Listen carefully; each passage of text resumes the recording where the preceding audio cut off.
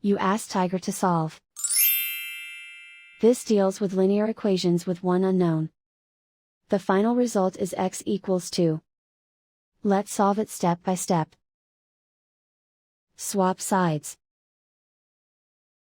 Group all constants on the right side of the equation. Subtract 9 from both sides. Group like terms. Simplify the arithmetic.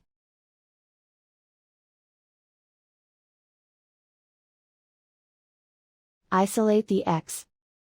Divide both sides by -2. Cancel out the negatives. Simplify the fraction. Cancel out the negatives.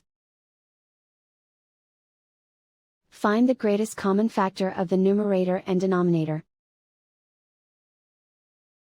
Factor out and cancel the greatest common factor.